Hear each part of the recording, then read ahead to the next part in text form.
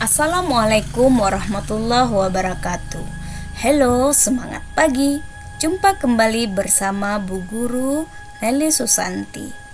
Anak-anakku, apa kabar semuanya? Sebelum kita mulai belajar, kita berdoa dulu ya. Pada pembelajaran kali ini, kita akan belajar bahasa Indonesia kelas 6 dengan materi cerita fiksi.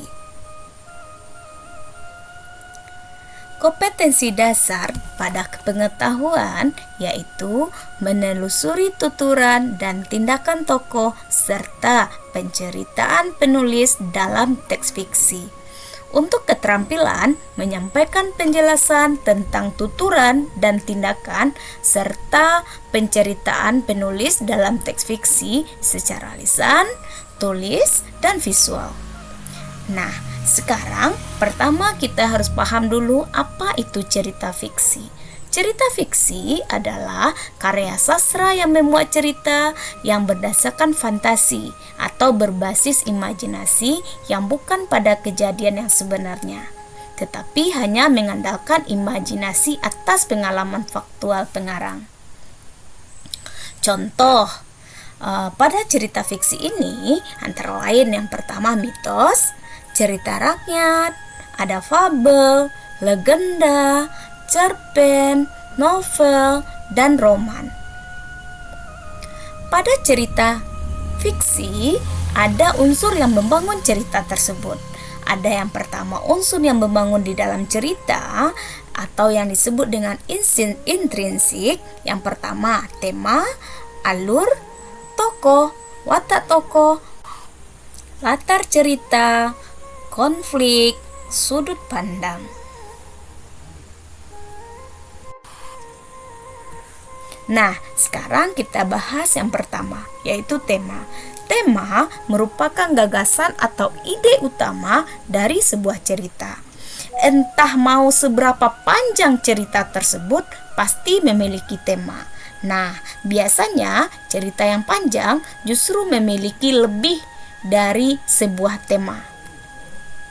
Yang kedua, alur. Alur menggambarkan keseluruhan dari sebuah cerita. Bahkan setiap cerita memiliki alur yang berbeda. Entah itu mau alur maju, alur mundur, atau alur maju mundur, atau yang disebut dengan campuran. Yang ketiga adalah tokoh. Dalam sebuah cerita sudah dipastikan ada tokohnya.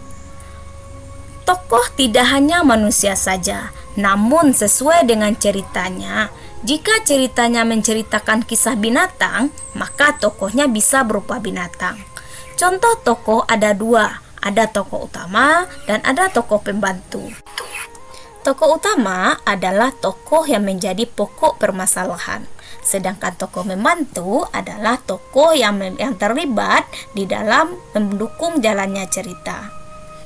Selanjutnya kita bahas yaitu karakter tokoh. Karakter tokoh merupakan sikap para tokoh yang digambarkan oleh pengarang dalam suatu hasil karya sastra.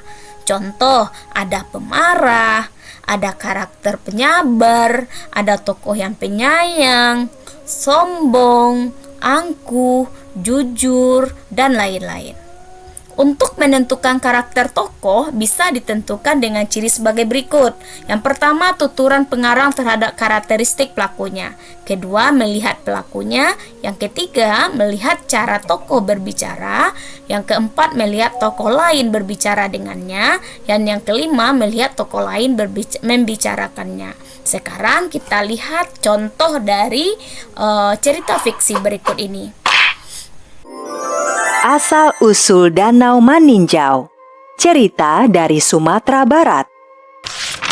Danau Maninjau merupakan salah satu danau vulkanik yang terletak di Kabupaten Agam, Provinsi Sumatera Barat.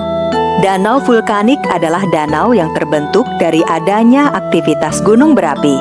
Biasanya, danau vulkanik terjadi akibat letusan gunung berapi yang sangat besar. Sebagaimana halnya danau-danau lainnya di Nusantara, Danau Maninjau juga memiliki kisah asal-usulnya. Pada zaman dahulu kala, hiduplah 10 bersaudara di sebuah kampung yang terletak di kaki Gunung Sitinjau. 10 bersaudara itu terdiri dari 9 orang laki-laki dan adik bungsu mereka seorang perempuan. Anak pertama bernama Kukuban dan adik bungsu mereka bernama Sani. Tidak jauh dari rumah mereka tinggal, hiduplah seorang kaya raya bernama Datuk Limbatang. Datuk Limbatang memiliki seorang anak laki-laki bernama Giran. Datuk Limbatang adalah seorang yang sangat baik hati dan pemurah. Dia sering membantu kebutuhan dari 10 bersaudara yang yatim piatu tersebut. Di kampung tersebut, setiap kali selepas panen, ada tradisi pertandingan silat yang diikuti oleh para pemuda. Pertandingan silat itu bersifat persahabatan, sehingga tidak boleh ada dendam sesudahnya bagi pihak yang kalah. Begitu halnya Kukuban dan Giran, mereka pun turut serta dalam pertandingan silat. Hari itu, setelah diundi, Kukuban ternyata harus menghadapi Giran. Kukuban rupanya bertanding dengan penuh semangat, sehingga Giran kewalahan dibuatnya. Bahkan Giran semakin terdesak, hingga sebuah tendangan Kukuban mengarah ke wajah Giran. Aduh, kakiku sakit sekali. Uda, maafkan aku. Aku sungguh tidak bermaksud melukai kaki Uda. Kakiku sakit sekali, sepertinya patah. Kukuban pun akhirnya pulang dengan dipapah oleh seorang warga kampung. Meskipun membuat lawannya terluka parah, tapi para penonton memahami bahwa Giran hanya membela dirinya dan tidak bermaksud melukai musuhnya dengan sengaja. Keesokan harinya, Giran menemui Sani untuk menanyakan keadaan Kukuban. Sani, bagaimana keadaan kakakmu? Kakinya mengalami patah tulang, sehingga kalau berjalan harus ditopang dengan tongkat kayu. Aku benar-benar tidak sengaja, Sani. Iya, Uda. Semua orang juga melihat kalau Uda tidak sengaja. Sani, begini. Kita sudah menjalin hubungan cukup lama. Daripada menjadi fitnah di kampung ini, lebih baik kita segera menikah. Bagaimana? Aku setuju saja, Uda. Baiklah, besok aku akan mengajak ayahanda menemui kakakmu. Ternyata, tanpa sepengetahuan orang-orang, Giran dan Sani sudah lama menjalin hubungan. Datuk Limbatang sangat tenang dan merestui rencana Giran menikahi Sani. Selama ini, Datuk Limbatang melihat Sani sebagai gadis yang berbudi baik. Keesokan harinya, Datuk Limbatang menemui Kukuban di rumahnya. Selamat datang, Datuk. Terima kasih sudah berkenan datang ke gubuk kami. Kukuban, bagaimana keadaanmu? Ya, beginilah, Datuk. Saya masih bisa berjalan, tapi harus dengan bantuan tongkat. Semoga saja luka di kakimu cepat sembuh dan kamu bisa bekerja seperti biasanya. Terima kasih banyak, Datuk. Kukuban, kedatanganku ke sini selain melihat keadaanmu, juga untuk mewakili anakku, Giran. Maaf, Datuk. Saya tidak mengerti maksud Datuk. Jadi begini, selama ini Giran dan Sani sudah lama menjalin hubungan. Kedatanganku ke sini adalah untuk menyampaikan pinangan Giran untuk adik bungsumu, Sani. Kukuban terkejut mendengar apa yang baru saja disampaikan oleh Datuk Limbatang. Bagaimanapun, di dalam hati, Kukuban merasa dendam karena telah kalah pertandingan silat di kampung. Maafkan saya, Datuk. Tapi Giran telah mempermalukan saya di depan warga kampung sini. Selain itu, Giran telah membuat kaki saya patah. Kukuban, semua warga melihat kalau engkau menyerang Giran dengan membabi buta. Giran tidak sengaja mematahkan kakimu. Dia hanya mencoba menyelamatkan dirinya. Semua warga kampung melihatnya. Kukuban dan Datuk Limbatang berdebat tentang masalah pertandingan silat itu. Kukuban pun tidak menyetujui pernikahan adiknya dengan Giran. Dengan perasaan kecewa, Datuk Limbatang pulang ke rumahnya. Keesokan harinya, Giran yang kecewa mendengar berita dari ayahnya, mengajak Sani bertemu di pinggir sebuah sungai. Sani, kakakmu sepertinya benci sekali kepadaku. Padahal sudah jelas aku tidak sengaja mematahkan kakinya. Entahlah, Uda. Sepertinya Uda Kukuban sangat pendendam. Tiba-tiba saja, Giran melihat kaki Sani berdarah. Sani, kenapa kakimu berdarah? Iya, Uda. Tadi dalam perjalanan ke sini, kakiku tersangkut tanaman berduri. Sini, biar aku obati. Ternyata, beberapa warga kampung telah mengikuti dan mengawasi Giran dan Sani dari jauh. Kukuban sengaja meminta warga kampung mengawasi Sani dan Giran. Ketika Giran sedang mengobati kaki Sani, para warga desa itu segera keluar dan menangkap mereka. Giran dan Sani dibawa oleh warga ke tengah kampung. Giran dan Sani pun diadili oleh warga kampung karena dianggap telah melakukan perbuatan yang memalukan serta melanggar etika. Meskipun sudah berusaha menjelaskan apa yang sebenarnya terjadi, tetapi warga kampung tetap tidak mempercayai Giran dan Sani. Para warga pun membawa Giran dan Sani ke tepian kawah Gunung Tinjau.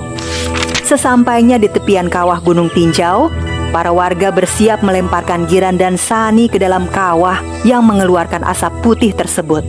Sesaat sebelum warga kampung melemparkan mereka berdua, Giran tiba-tiba saja berdoa dengan suara yang keras. Ya Tuhan, jika kami tidak bersalah, maka letuskanlah gunung tinjau ini sebagai pelajaran bagi mereka. Para warga yang mendengar doa Giran pun menjadi cemas, terutama Kukuban. Setelah mengucapkan doa tersebut, Giran dan Sani melompat ke dalam kawah. Para warga kampung berdiri di tepian dan melihat ke dalam kawah. Tiba-tiba saja terjadi gempa dan puncak Gunung Tinjau mengeluarkan asap hitam serta semburan lahar. Doa Giran terkabul. Gunung Tinjau telah mengeluarkan laharnya. Gunung Tinjau meletus dengan hebatnya. Awan hitam membumbung tinggi dan semburan lahar menerjang kemana-mana. Asap hitam dan lahar yang menyala-nyala itu perlahan-lahan menghilang. Letusan Gunung Tinjau sangat dahsyat sehingga menghasilkan lubang yang sangat besar. Anehnya, lubang bekas letusan Gunung Tinjau mengeluarkan air yang jernih. Bekas letusan Gunung Tinjau ternyata menghasilkan sebuah danau yang airnya sangat jernih. Sejak saat itu, danau tersebut dikenal dengan nama Danau Maninjau. Nah, itulah materi kita hari ini mengenai cerita fiksi. Semoga Ananda semua paham ya. Cukup sekian materi kita hari ini. Assalamualaikum warahmatullahi wabarakatuh.